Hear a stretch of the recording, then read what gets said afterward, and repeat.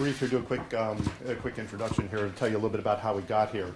When we were setting up to go to the Geneva Motor Show, I asked Elon, where else would you like to go in Europe while we're over there, go see some customers and spend some time. And so he thought about it for a minute, and the first thing he said, after thinking about it was, we should go to Norway. We should go to Norway and thank them for their support. And I was like, okay, we'll go to Norway. And then we set up some other places to go as well. And then as time got closer, what happened is there were other things that sort of took priority, like sending a rocket to the International Space Station. So that sort of took a little bit of time off the front, and then some other engagements had to take some time off the back. So it ended up that we could only go to actually one place other than Geneva. So I said, well, Elon, where would you like to go? And he thought about it for a minute, and he said, we should go to Norway. We should go to Norway. So this is the only place we're going. Of all the other countries, this is the only place we're going in Europe. And then, so the next step was, what should we do while we're there? And we got to thinking about it. Well, there's such a great reception here of Model S and Tesla. Why is that, and what should we do? So what we did is we thought a little bit about it, and thought about Norway and what you like to do here. And you're very active. You do a lot of outdoor things. A lot of you have cabins that you go to, and you do those things in the winter. So what we thought we would do is we'd sort of create a setup for you to see how Model S sort of handles in those things. So what I'd like to do is I'd like to just turn it over a second here to Frederick to sort of tell you what he's done in the last 2 days. So thank you. A little bit of an explanation here. No, thank you, George. It's been a pleasure. I've been driving the Model S from Bergen to Oslo, and it's fun. It's really, really fun. We started off with around 470 kilometers on the charge, and then we had some filming. So I think we started from Bergen with 450 kilometers.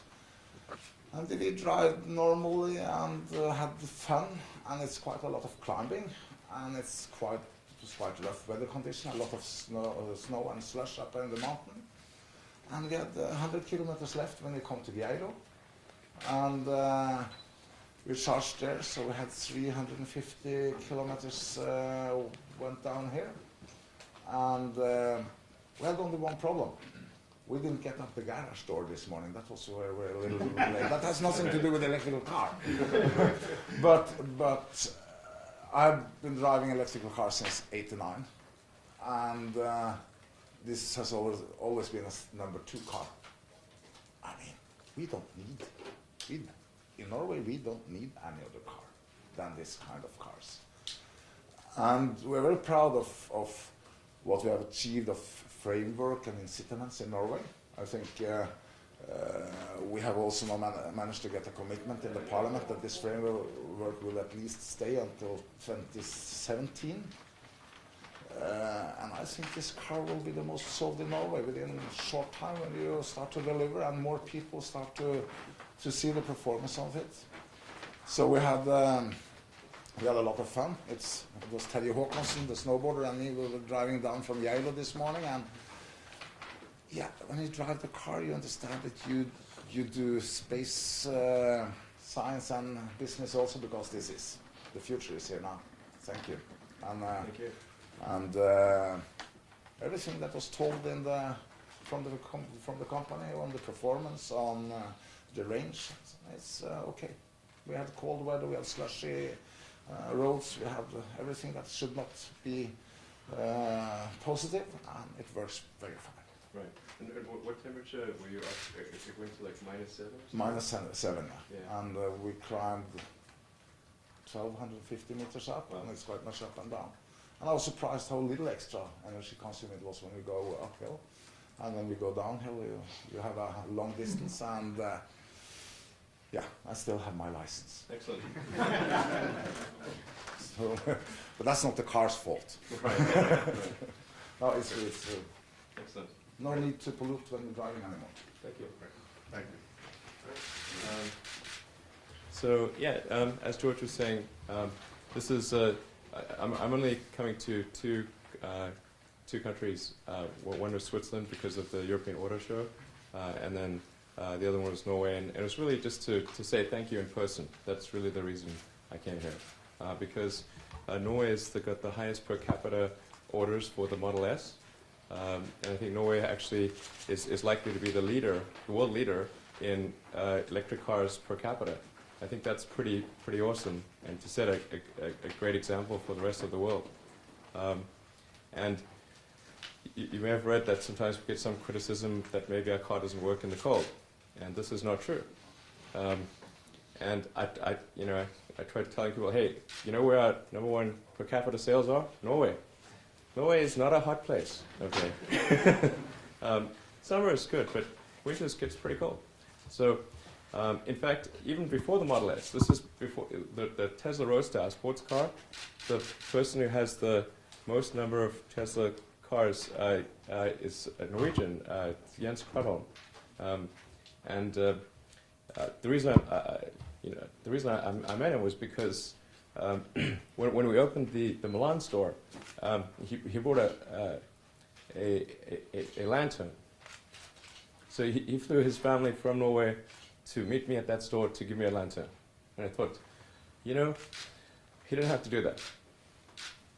So I think that's indicative of the spirit of the people that I've met from Norway. And I know there's people are going to say, okay, well, what about, is it just about tax incentives? It can't just be about tax incentives, because in the Netherlands and in Denmark, they also have no tax on electric cars. And yet, there's a huge difference in per capita purchases of our car. So it's much more than that. And so I just want to come say, thanks in person, and to also say that we're going to try to, we're a small company, so we don't have a lot of resources. We don't have a lot of marketing money or anything like that. But but there are a few things we can do to reciprocate.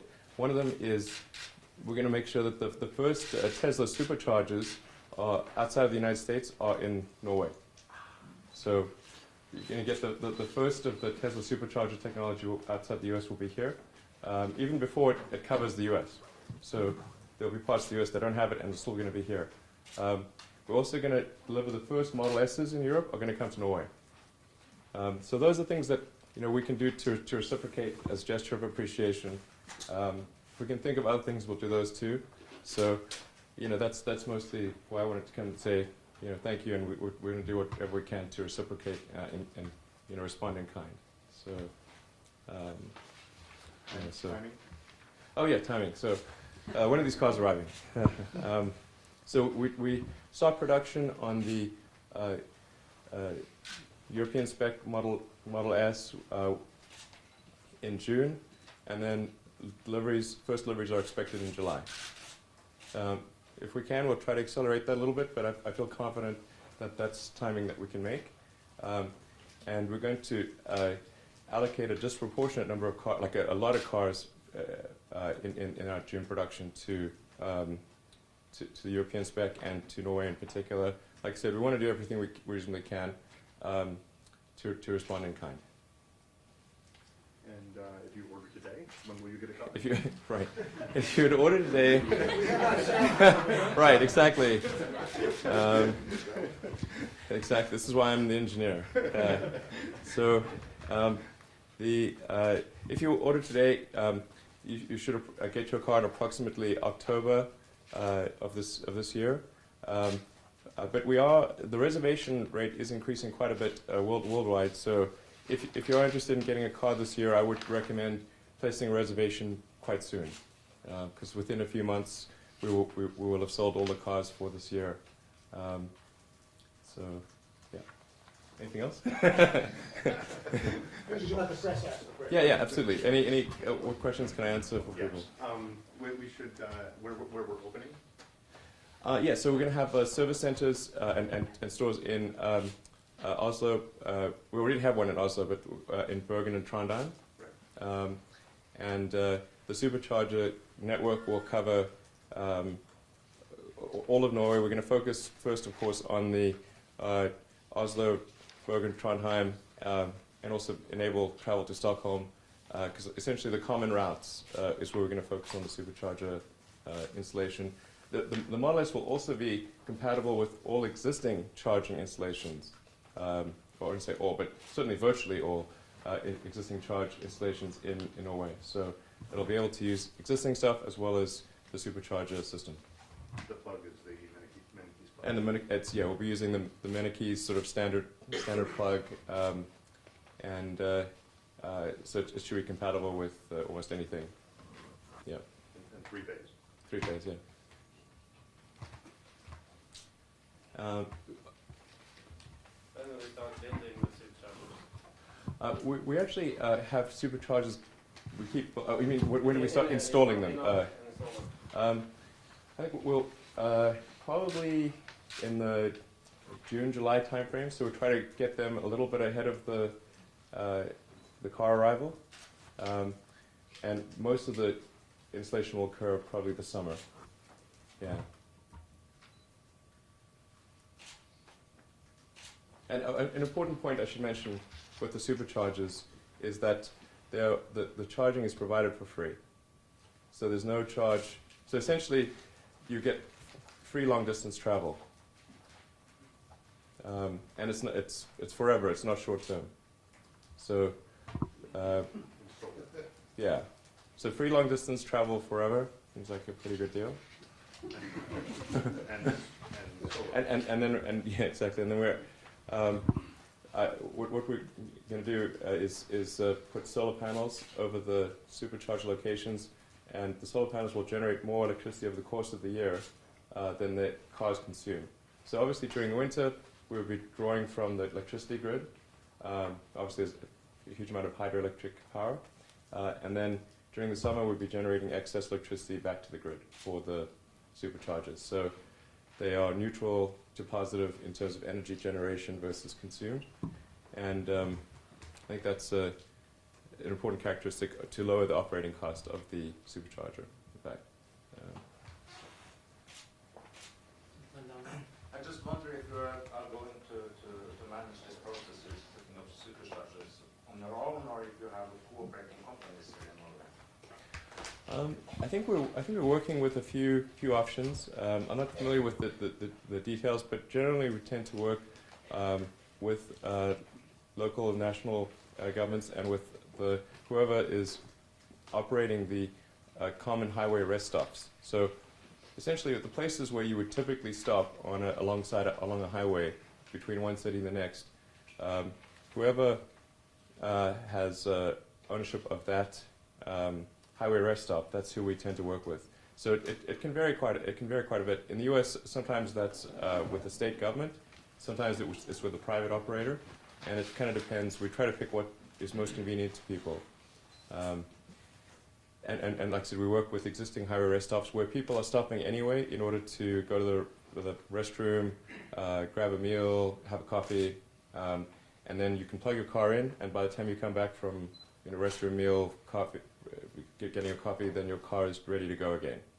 Because the Supercharger, the right way to use the Supercharger is to sort of stop for half an hour after maybe 2 or 3 hours of driving, and then after half an hour, it's replenished the 2 or 3 hours of driving, and you can continue your journey. That's approximately the convenience inflection point. Is that ratio of 5:1 to 8:1 in terms of drive time to stop time. That's what people do anyway with a gasoline car. And so if you can achieve that level with an electric car and it's free, it seems like a logical thing to do. My name is Anders. I represent T2 News here in Oslo. Everyone seems pretty stoked about what you're presenting here. But can you give us some facts and figures? How many cars have been ordered here in Norway and worldwide? Yeah, it's about 1,000 in Norway, and then worldwide it's about we're approaching, well, including cars that have been delivered as well as cars that have been ordered, it's approaching 20,000.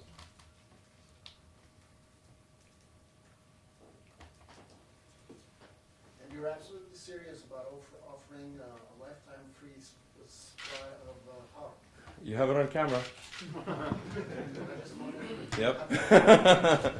Yes. No, I'm serious. The reason we can do that, because it seems like, how is that possible? And I think we always try to say, hey, the cost of operating an electric car is so much less than a gasoline car, because the cost of electricity is it's so much more efficient to generate electricity at a power plant, or if you've got hydropower, I mean, the water's just falling down. I mean, you may as well use it. So the cost of electricity is just, it's so much lower, and electric cars are so efficient that the cost relative to petroleum is maybe 1/10 of what the petroleum cost is. So, and then the number of long distance trips that people tend to do is also a lot less than they think. They always remember the one trip they took that was like the super long trip, and they forget it was like 5 years ago. But what we're trying to do is answer what is maybe a fear that people have that they can't take long distance trips, or if they do, it impedes their sense of freedom. And we want to say, hey, this is actually more free than a gasoline car. You can leave your wallet at home, pack a lunch, and you don't even have to spend money to go from one place to another. That's great. And then, you know, when you have, since we work with existing highway rest stops, we don't even need any additional, like the incremental construction cost is tiny, because we use existing parking spaces.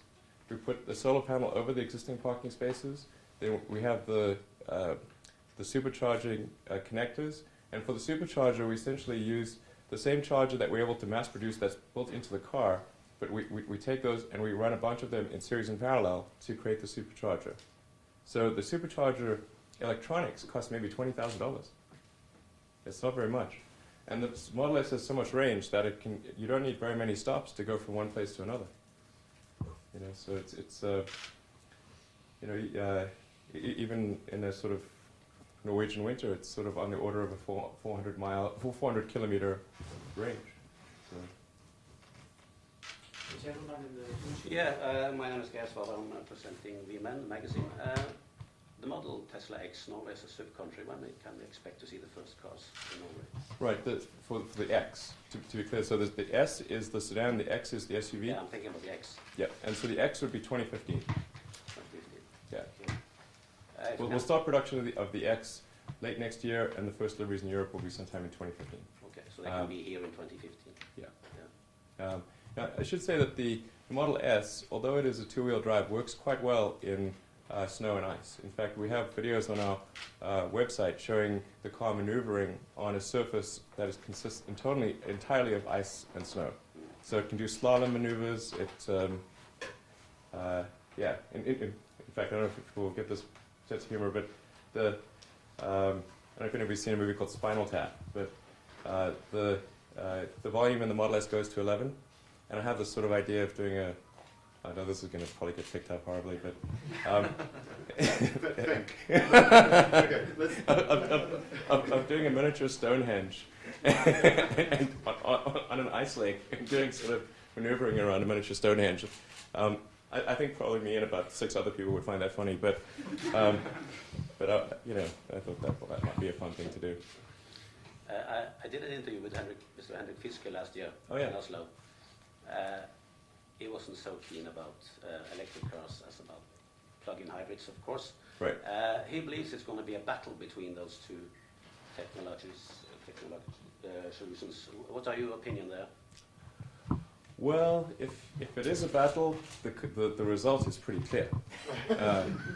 You know, Fisker is not doing very well, and you know, it's possible it might get bought by the Chinese or something, but they haven't manufactured a car, from my understanding, in 9 months. So that's not a good sign.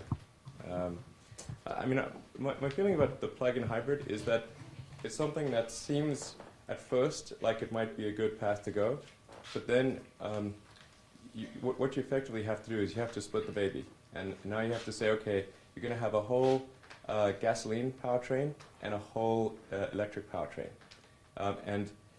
And so now you've got a car that's very heavy, it's expensive, the internal space is much less. I mean, if you've driven in the Fisker, then you see what I mean.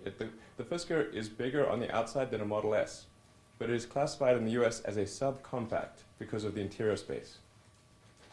That's not good. And then as soon as you use up the battery pack, you then are carrying around this dead mass. So if you have a battery pack, let's say it lasts for 60 or 70 kilometers or something, as soon as that's used up, now you're carrying a dead mass around. That's quite significant.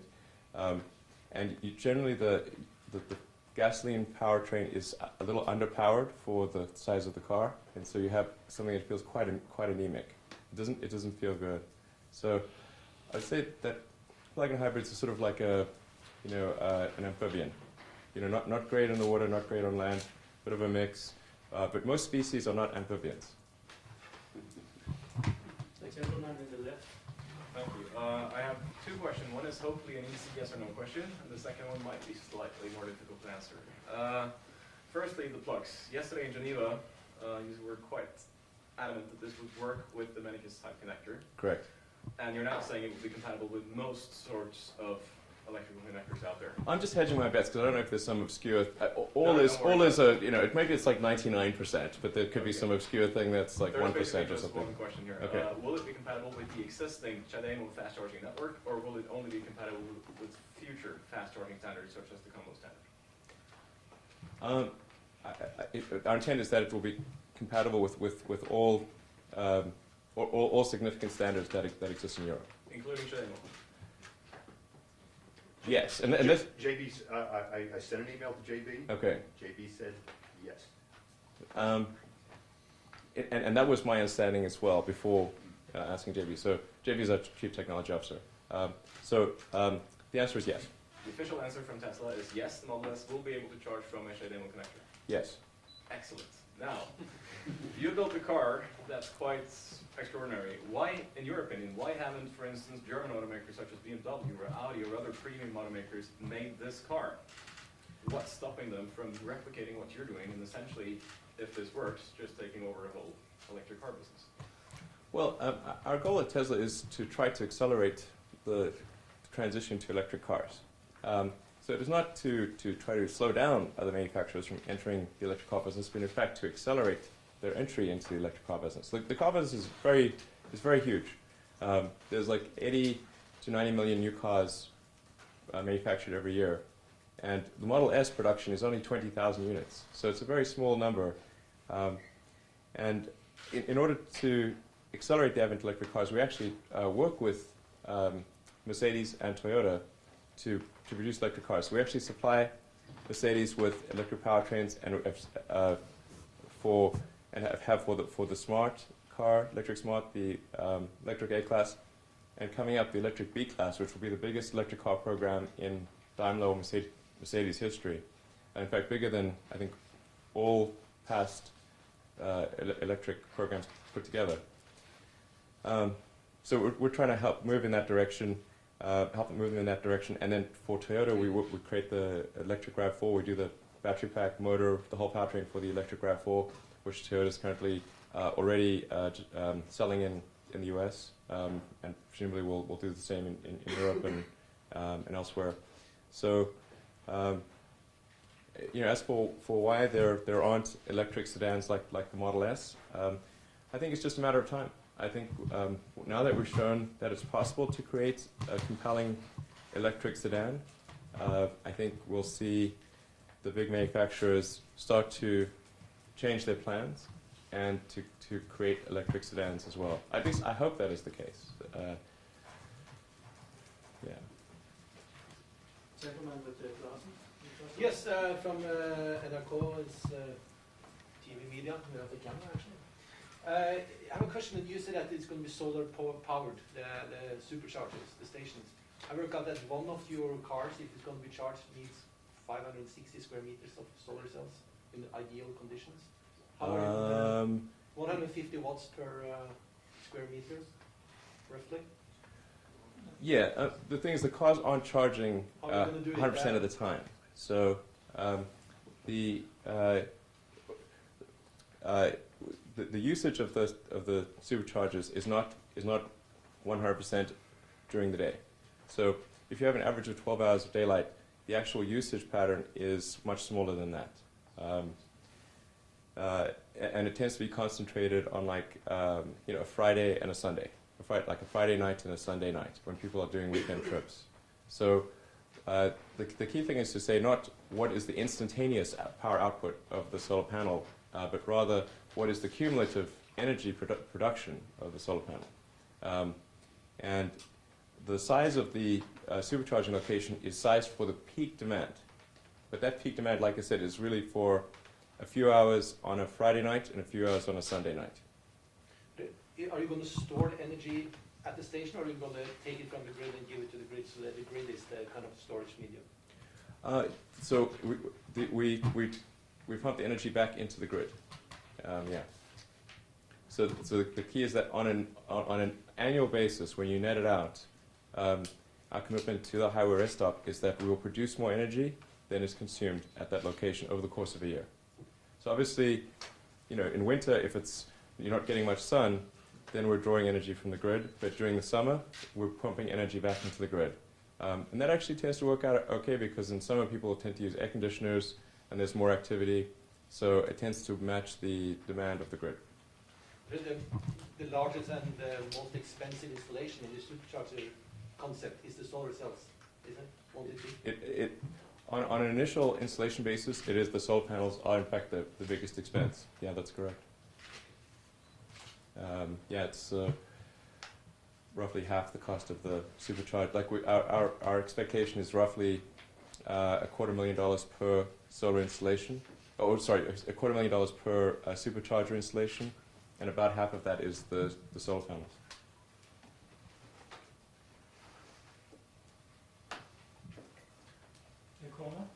Thank you. I'd like to know who's the primary sort of model buyer of Tesla Model S, and how much does it cost? Well, I think it's anyone who sort of believes in really values a great product, and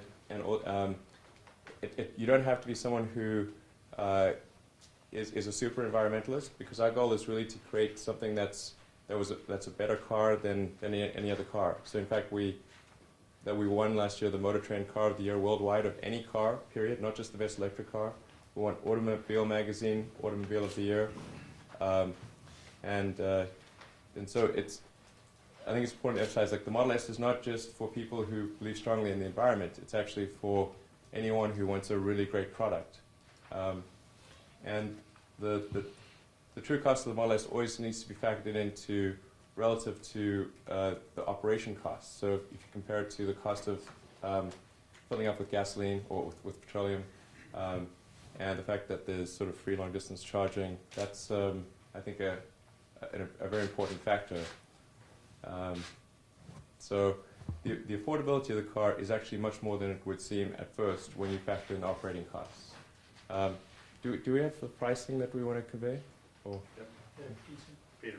Starting price in Norway is 446,000 Norwegian. That would be for the Did you 60. say that again? 446 That'd be for the 60 kilowatt. for the Okay. 60 kilowatts, and 506 for the 85 kilowatt.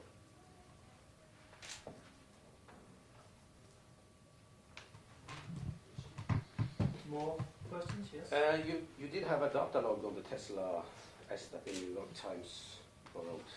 Right. Will you also have that when Norwegian motor journalist tests? We have a policy of always logging our test drives, but we've never really had to do anything with the logs because people are always pretty accurate, or if they're off by small amounts, The thing that really bothered us about that particular test drive was that it was actually off by a lot, and it was not an accurate characterization of the drive.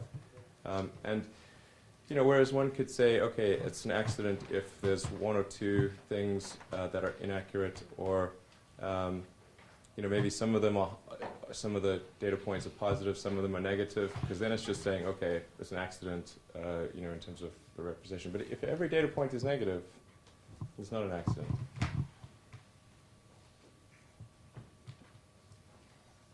Yes. Yeah, I'm from newspaper the Bergen Times, Argentina. What do you see as the main barriers for a global breakthrough for electric cars? I think in terms of for global breakthrough for electric cars, I think it's really important that people experience a compelling electric car, and there haven't been great options in the past. It's been typically cars that didn't look great, or they were impeded in some way. So there weren't good acceleration. There was low range. Maybe the handling wasn't very good. And, essentially, people were generally asked for an electric car to buy a bad product at a high price. And so we have to change that perception. That's why we worked super hard to win the Motor Trend Car of the Year, because that says it's not just the best electric car, it's the best car of any kind. And changing that perception is very difficult, because people are used to what they're used to. I mean, there's a certain comfort to that. So we really want to get as many people as possible exposed to the potential for an electric car, and then also have the other manufacturers see how people react to the car, see the adoption, and if they see that customers want electric cars, then the big manufacturers are going to make electric cars. And so that's really what we have to show. Yeah. More questions? Right. All right, thank you. Oh, sorry. Yeah.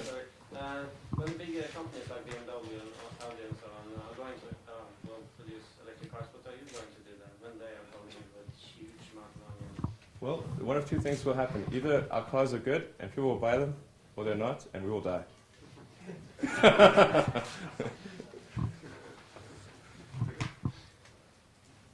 Okay, so go ahead. Yeah. You have all control of the retail, the sales, and the concept stores and technology frontiers. Is it correct to draw a parallel between Tesla and Apple? Well, George did work at that company before, and in fact was a key person responsible for the Apple stores. So there's a lot to learn from the way Apple did its retail concept. I mean, for cars, it is different because you've got servicing. That's a very significant part of vehicle ownership, and a car is also an asset that people have for a much longer time, and it's a much bigger investment. It's a much tougher decision that people have to make, because a car is the biggest single integrated item that somebody buys apart from a house usually. So we do have a lot more to sort of think about than selling consumer electronics. It's a more complicated problem, but I do think there's a lot that Apple did right in the retail experience. Most importantly, I think you want to create a store where people are drawn to the store. Like if you pass by, you want to feel like you're magnetically, like you have a desire to go to the store. And when you leave the store, the most important thing that we tell people in the Tesla stores, the most important job is make sure that somebody looks forward to coming back to the store again. Then you've done a good job. So, and I don't know what it's like in Norway, but in the US, that's not usually the experience when you buy a car.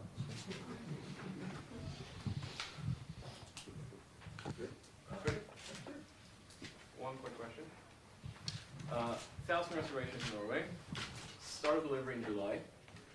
If you're supposed to deliver everything in Norway by the end of the year, that means roughly you have to hand out at least one car, slightly more than that, per working hour throughout the rest of the year.